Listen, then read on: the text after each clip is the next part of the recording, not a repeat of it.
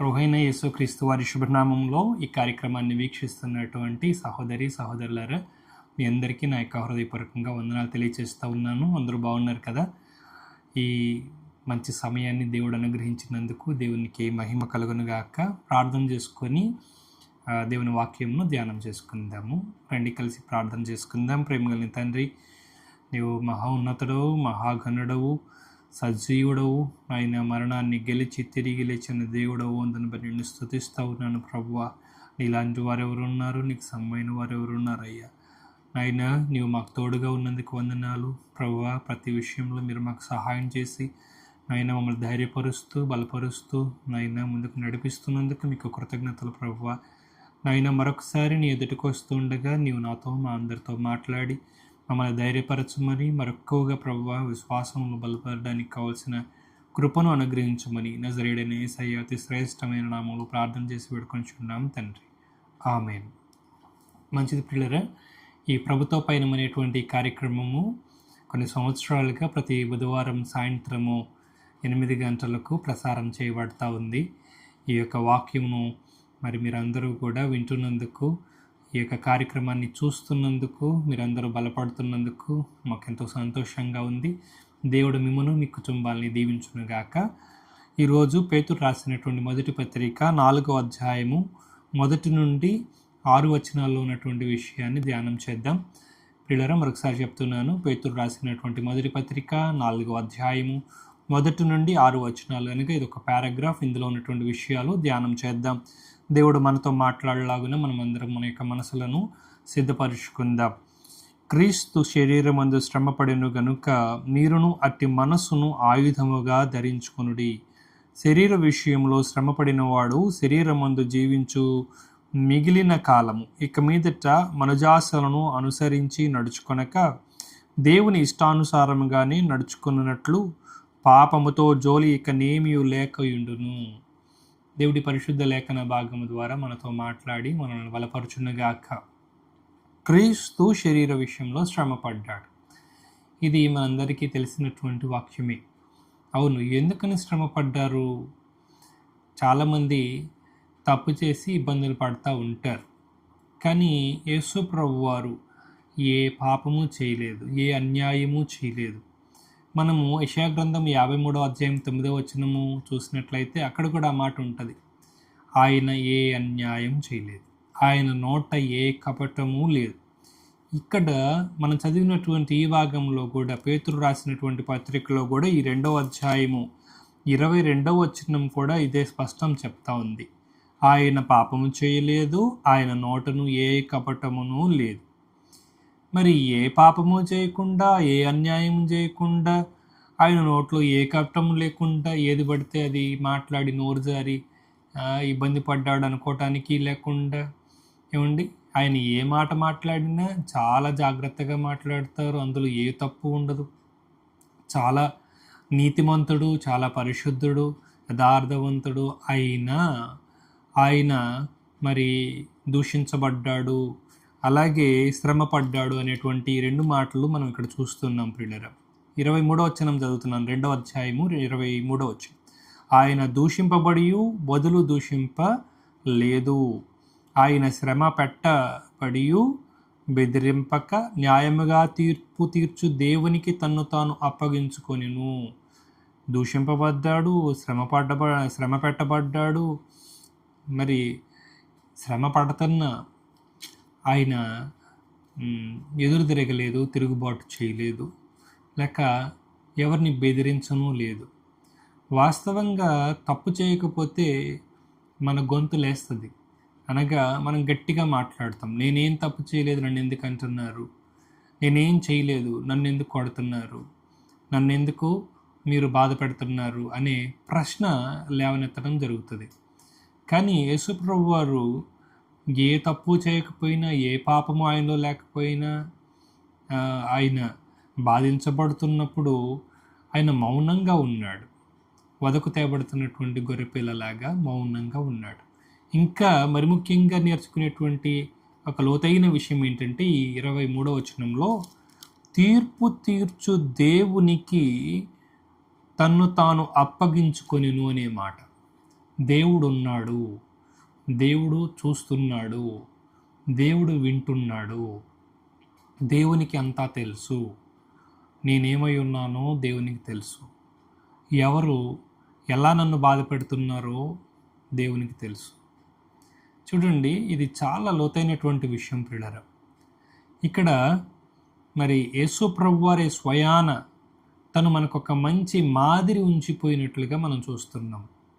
శ్రమ పెట్టబడిన మౌనంగా భరించడం, ఆ తర్వాత ఎవరికి ఏం రావాలో అది దేవుని నుండి వచ్చే విధంగా ఆయన నిర్ణయం తీసుకోవడం మనం చూస్తున్నాం. చాలామంది తొందరపడడం మనం గమనిస్తూ ఉంటాం. తొందరపడి తీర్పు తీర్చేస్తూ ఉంటారు. అంటే మాటకు మాట అప్పగించేస్తారు. వాళ్ళు ఏం చేశారో మరలా తిరిగి అప్పగించేస్తుంటారు. దానివలన చెల్లైపోతుంది. కాబట్టి దేవునికి స్థానం లేదు. ఇక్కడ యేసుప్రభు వారు చెప్పేది ఏంటంటే, మీరు ఎవరి విషయంలో తీర్పు తీర్చొద్దు. మీరు అన్యాయం చేయకపోయినా ఎవరైనా మిమ్మల్ని ఏదన్నా అంటూ ఉంటే అప్పుడు కూడా ఓర్చుకోండి, సహించండి. యేసుప్రభు వారే ఆయన భరించి చూపిస్తున్నారు. చాలామంది అంటారు, చెప్పడం చాలా తేలికండి, దాన్ని భరించడం చాలా కష్టం అండి. ఏమండి, మాటలు ఎన్నైనా చెప్తారండి, కానీ భరించే వాళ్ళకి తెలుస్తుందండి అని. ఈ రోజున ఇక్కడ మనం చూస్తుంటే మాటలు ఎదుటోళ్ళకి చెప్పటం లేదండి. యేసుప్రభు వారు భరించి చూపించి, నేను భరించాను, మీరు కూడా భరించవచ్చు, మీరు కూడా నాకులాగా మీరు జీవించవచ్చు అని యేసుప్రభు వారు మనతో మాట్లాడుతూ ఉన్నారు. ఇక్కడ ఇది ఈ మనస్సును మనం ఆయుధంగా ధరించుకోవాలి. ఏ మనస్సు? యేసుక్రీస్తు వారి మనస్సు. ఆయన ఏ తప్పు చేయకపోయినా ఎలాగా అన్నిటినీ సహించి వహించి భరించాడో అదేవిధంగా మనం కూడా యేసు లాంటి మనస్సు, ఆయన ఎలాంటి మనసు కలిగి ఉన్నాడో ఆ మనస్సును మనము ఆయుధంగా ధరించాలంట. అది మనకు ఆయుధంగా ఉండాలి. ఆమేన్. ఆ ఆయుధం మనకుంటే అన్నిటిని జయించవచ్చు. క్రీస్తు మనసు మనకు వచ్చునుగాక. ఆ మనసుతో ఎలాంటి దాన్నైనా కానీ జయించుకుంటూ, ఏ పరిస్థితినైనా కానీ జయించుకుంటూ మనం వెళ్ళిపోవచ్చు. ఈ 2వ వచనం చెప్తుంది చూడండి, శరీర విషయంలో శ్రమపడిన వాడు శరీరం ముందు జీవించి మిగిలిన కాలము ఇక మీదట మనుజాసనను అనుసరించి నడుచుకొనక దేవుని ఇష్టానుసారముగా నడుచుకున్నట్లు పాపముతో జోలి ఇక నేమియు లేకయుండును. ఆమేన్.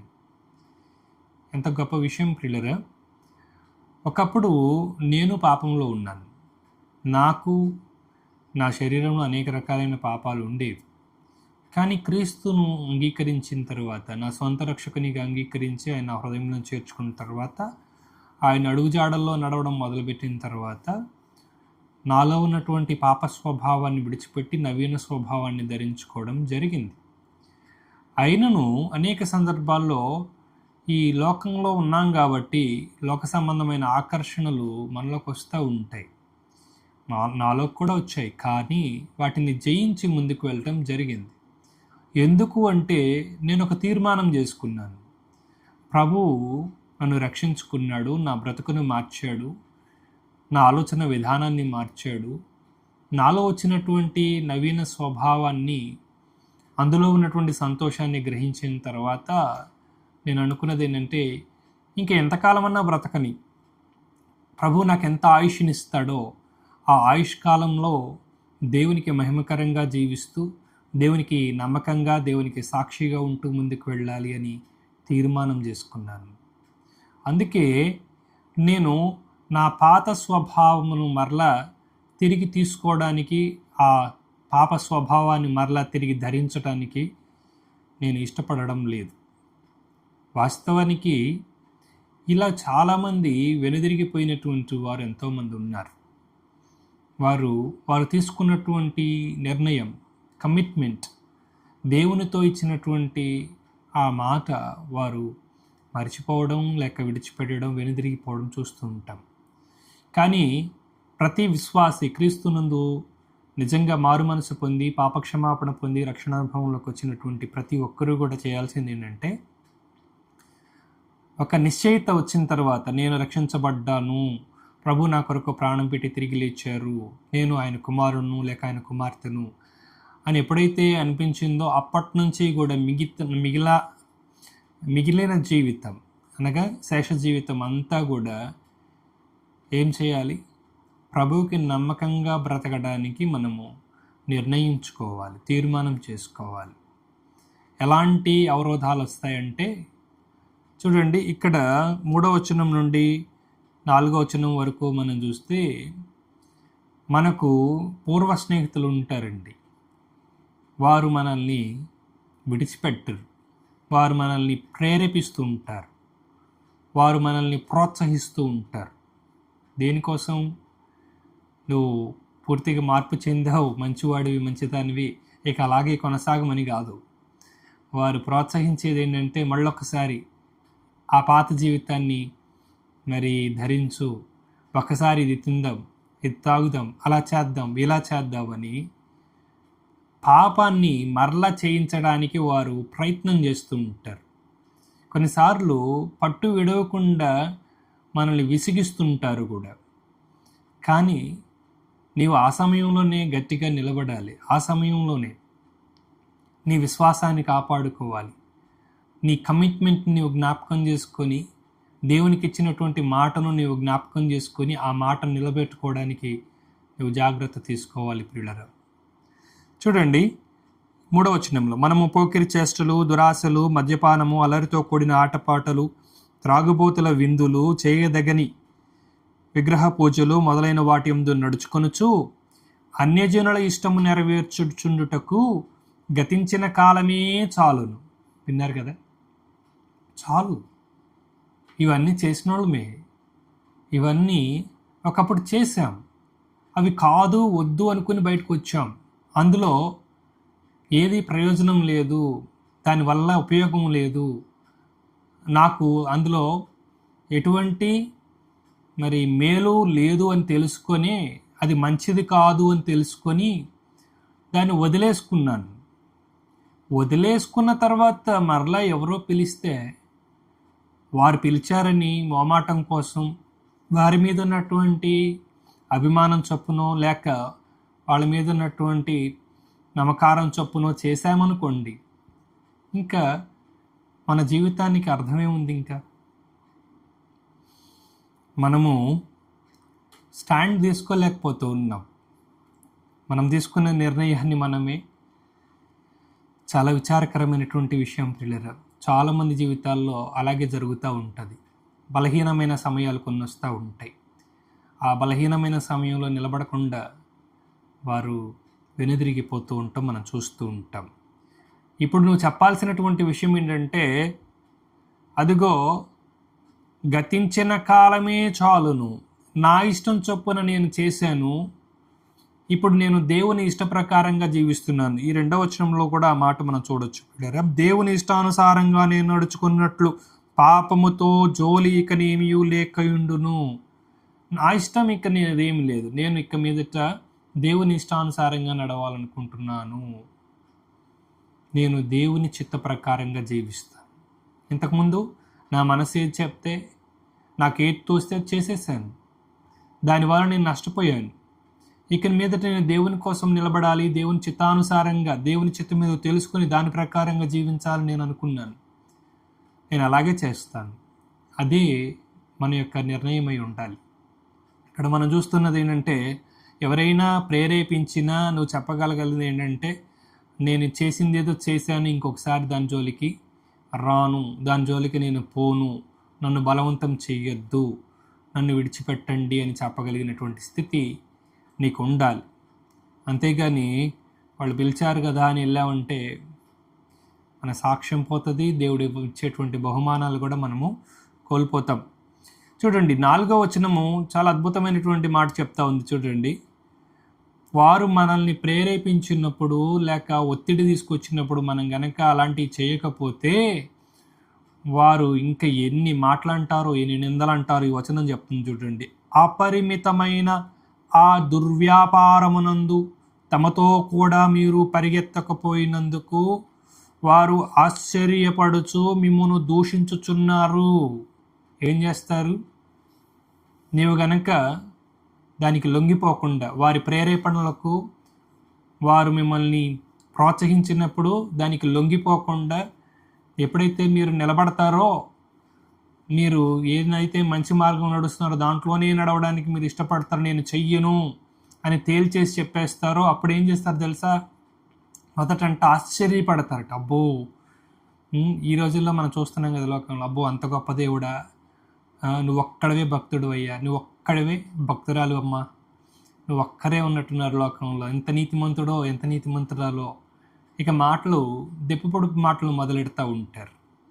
వాస్తవానికి అది చూడండి, ఆ దుర్వ్యాపారమందు, అది కూడా ఎలాంటిది తెలుసా? అపరిమితమైన ఆ దుర్వ్యాపారం. ఇవి ఇందాక చదివినటువంటి మాటలు, పోకిరి చేష్టలు, దురాశలు, మద్యపానం, అలరితో కూడిన ఆటపాటలు, త్రాగుబోతు విందులు, విగ్రహ పూజలు, ఇవన్నీ ఏంటి అంటే అన్ని బహుభయంకరమైనటువంటి దుర్వ్యాపారం. ఇందులో ఇంత భయంకరమైన పరిస్థితి ఉందన్నమాట. దేవుడు అందులోంచి మనల్ని బయటకు తీసుకొచ్చాడు, ఇంకోసారి అందులో పోవడానికి కాదు. అందులోంచి బయటకు వచ్చాము, అది చెయ్యట్లేకపోయేసరికి కొన్నిసార్లు మన బంధువుల నుంచే మరి ఇబ్బంది ఎదుర్కోవాల్సి వస్తుంది. మన బంధువులే మనల్ని కొన్నిసార్లు చేదరించుకుంటున్నారు, అనరాని మాటలు అంటూ ఉన్నారు. అవునండి, కొన్నిసార్లు స్నేహితులతో ఇబ్బంది పడాల్సి వస్తుంది, కొన్నిసార్లు ఇరుగు పొరుగు వాళ్ళతో ఇబ్బంది పడాల్సి వస్తుంది. వాళ్ళు ఏదేదో అంటూ ఉన్నారు, అయినా పెద్దగా బాధపడకండి, పట్టించుకోబాకండి. అలాంటి విషయాల్లో మీరు ధైర్యంగా ఉండండి ప్రియులరా. వారు మనం వాళ్ళలాగా చేయలేదు అన్నందుకు గాను వాళ్ళు ఏదో అంటారు, ఖచ్చితంగా అంటారు. దాన్ని బట్టి మీరు నిరుత్సాహపడొద్దు అనేది ఈ రోజున దేవుని వాక్యం సెలవిస్తూ ఉంది. చాలామంది నిరుత్సాహపడిపోతూ ఉన్నారు. వారి మార్గము కరెక్ట్ కాదు అనేది వాళ్ళకి తెలుసు, మన మార్గము మనది కరెక్ట్ అనేది కూడా వాళ్ళకి తెలుసు, అయినా అంటారు. మీరు దాని విషయంలో మీరు బాధపడద్దు. చూడండి, మీరు పరిగెత్తకపోయినందున, ఆ దుర్వ్యాపారమందు తమతో కూడా మీరు పరిగెత్తకపోయినందున వారు ఆశ్చర్యపడతారు మొదట, ఆ తర్వాత దూషిస్తారు. 5వ వచనంలో, సజీవులకును మృతులకును తీర్పు తీర్చుటకు సిద్ధముగా ఉన్న వానికి వారు ఉత్తరవాదులై ఉన్నారు, గుర్తుపెట్టుకోండి. ఇందాక యేసుప్రభు వారు చేసిన పని 2వ అధ్యాయం 22వ వచనంలో మనం చూసాం, 23వ వచనంలో కూడా ఏం చేశారు? ఎట్లా పడితే అట్లా మాట్లాడారు. ఆయన బదులు పలకలేదు, నోరు మెదపలేదు, మౌనంగా ఉన్నారు. ఇంకా వారు అన్న మాటలన్నిటినీ దేవునికి అప్పగించారు, పరలోకమందు ఉన్నటువంటి దేవునికి అప్పగించారు. యేసుప్రభు వారు శరీరధారి ఈ భూలోకంలో ఉన్నారు, ఆయన పరలోకమందున్న దేవునికి వాటిని అప్పగించారు. ఇప్పుడు ఇక్కడ మనం చూస్తున్నది ఏంటంటే, మనం కూడా ఆ పని చేస్తే దానికి దేవుడు వారందరినీ ప్రశ్నిస్తాడు, నిలదీస్తాడు. వారు మాట్లాడిన ప్రతి మాటకు లెక్క అప్పచెప్పుకోవాలి, ప్రతిదానికి సమాధానం చెప్పాలి. చాలా భయంకరంగా ఉంటుందండి. దేవుడు వారిని తీర్పులోనికి తీసుకుంటాడు, వారిని ప్రశ్నిస్తాడు ఖచ్చితంగా. దానికి వారు సమాధానం చెప్పి తీరాలి, ఖచ్చితంగా సమాధానం చెప్పి తీరాలి. చాలా ఆలోచించాల్సినటువంటి విషయం ప్రియులారా. మనం ఏం చెప్పక్కర్లేదు, మనమేమి సంజాయిషీలు చెప్పుకోవాల్సిన పని లేదండి. మనం వారికి ఏమి వివరణ ఏం అక్కర్ల, వాళ్ళకి ఏం చెప్పాల్సిన పని లేదు. మనం దేవునితో చెప్పుకుంటే చాలు. దేవుని దగ్గర నమ్మకంగా ఉంటే మన పక్షాన నిలబడి మన పక్షాన ప్రశ్నించడానికి దేవుడు సిద్ధంగా ఉన్నాడు. ఇలా ఎవరైతే నీ మనసుని గాయపరిచారో, ఎవరైతే నీ యొక్క ఆలోచనలతో ఆడుకున్నారో, నువ్వు యథార్థంగా ఉన్నప్పుడు నిన్ను దూషించారో, వారందరూ కూడా దేవునికి లెక్క అప్పచెప్పడానికి వారు సిద్ధంగా ఉండాలి. ఖచ్చితంగా దేవుడు వారందరినీ ప్రశ్నిస్తాడు. ఇక చివరి మాట ఒకటి జ్ఞాపకం చేస్తాను చూడండి, 6వ మాటలో, మృతులు శరీర విషయములో మానవరీత్యా తీర్పు పొందినట్లును, ఆత్మ విషయములో దేవుని బట్టి జీవించున్నట్లును వారికి కూడా సువార్త ప్రకటింపబడెను. శరీర విషయంలో మానవరీత్యా తీర్పు ఉంది. రెండవదిగా మనం చూస్తే ఆత్మ విషయంలోనేమో దేవుని బట్టి జీవించేటువంటి విషయము మనం చూస్తున్నాం. శరీరంతో చేసినటువంటి పనులకు శరీరానికి తీర్పు ఉంది సుమా, ఇందులో దాటిపోవడానికి ఏమీ లేదు. No excuses. No exemptions. ఖచ్చితంగా తీర్పు తీర్చబడాల్సిందే. ఈ శరీరానికి శిక్ష రావాల్సిందే. అయితే ఆత్మను బట్టి నీవు జ్ఞాపకం చేసుకుంటే, నీవు యేసునందు విశ్వాసం ఉంచితే నీవు జీవిస్తావు. రెండవ మరణము లేదు. అందుకే ప్రతి ఒక్కరికి కూడా మార్పు చెందడానికి అవకాశం దేవుడిస్తాడు. అంత మాత్రమే కాకుండా వారు దేవుని వాక్యం విని కూడా లోబడకపోతే అటు వారిని దండించడానికి కూడా ఆయన సిద్ధంగా ఉన్నాడు. అందుకే మంచివారి మీద చెడ్డవారి మీద అందరి మీద ఆయన కృప చూపుతున్నాడు. అందరికీ సువార్త అందుతూ ఉంది. అందరూ రక్షించబడట్లా. కొందరు సువార్త విని రక్షించబడుతున్నారు, కొందరేమో సువార్త విని కూడా ధిక్కరించి తిరస్కరించి త్రోసివేస్తూ ఉన్నారు. అలాంటి వారిని దేవుడు గట్టిగా పట్టుకుంటాడు. ఎందుకంటే మరి ఒకవేళ సువార్త అందరికీ వినపడకపోతే వారు దేవుని మీదే నిందించేంత సాహసం చేస్తారు. మాకు తెలియదు, మాకు ఎవరు చెప్పలేదు, మాకు ఎవరైనా చెప్తే మేము కూడా లోబడేవాళ్ళం, మేము కూడా తెలుసుకునేవాళ్ళం, మేము కూడా మంచి మార్గంలోకి వచ్చేవాళ్ళం, మా పాప స్వభావాన్ని, మా పాపంలోంచి మేము బయటపడేవాళ్ళం అని వాళ్ళు మళ్ళా దేవునితోనే పోరాడతారన్నమాట. అందుకే దేవుడు ఏ పక్షపాతము లేనివాడు కాబట్టి అందరికీ సువార్త ఉచితంగా అనుగ్రహిస్తూ ఉన్నాడు, ఉచితంగా ప్రకటన చేస్తూ ఉన్నాడు. ఎవరైతే సువార్త విని మారు మనసు పొందుతూ ఉన్నారో వారందరూ ధన్యులు. వారందరి జీవితాలు కూడా దేవునిలో అంటుకట్టబడతాయి. దేవుని రాకడలో వారందరూ ఉంటారు, వారందరూ దేవుని రాజ్యంలో ఉంటారు. ఒకవేళ ఈ వాక్యం వింటున్నటువంటి మీలో ఎవరైనా దేవుని వాక్యం విని కూడా సరిగా నడవకపోతే ఈరోజే మంచి నిర్ణయం తీసుకొని ఈరోజు నుంచి దేవునితో నడవాలని దేవుని పక్షాన మీ అందరికీ తెలియజేస్తూ ఉన్నాను. ఒకవేళ ఇంకా లోకానుసారమైన జీవితాన్ని జీవిస్తూ ఉంటే, ప్రభుని తెలుసుకోకపోతే ప్రభునందు విశ్వాసం ఉంచండి. ప్రభు నీ కొరకు ప్రాణం పెట్టాడు, ఎంత మంచివాడు. ఆయన ఏ పాపము చేయకుండా, ఆయన నోట ఏ కపటము లేకుండా ఆయన బాధించబడ్డాడు. అది నీ కోసం, నా కోసం, మన కోసం, మనకు రక్షణ ఇవ్వడానికి, మన బ్రతుకును మార్చడానికే. అలాంటి గొప్ప మంచి మనస్సు, క్రీస్తుకు కలిగినటువంటి మంచి మనస్సు మనం ఆ విధంగా కలిగి ఉండి అన్ని విషయాల్లో ఓర్చుకుంటూ సహనం కలిగి రానున్నటువంటి మరి మంచి జీవితాన్ని మనం కలిగి దేవునిలో ఆనందిద్దాం. దేవునిచ్చేటువంటి కృపలో మనం అందరం స్థిరపడదాం. అటు భాగ్యము దేవుడు మనందరికీ అనుగ్రహించునుగాక. ఆమేన్. ప్రార్థన చేసుకుందాం. ప్రేమగలిగిన తండ్రి, మీకు వందనాలు, స్తోత్రాలు. అయినా నీలో ఏ పాపము లేదు, నీవు ఏ అన్యాయము చేయలేదు. అయినా నీ నోట ఏ కపటము లేదు. అయినను అనేక మంది నిందించారు. అయ్యా, నీవు ఏ తప్పు చేయకపోయినా నేను శ్రమ పెట్టారు, సిలువ వేశారు. నాయనా, కొరడా దెబ్బలు కొట్టారు, అనేక రకాలుగా చిత్ర హింసలు పెట్టారు.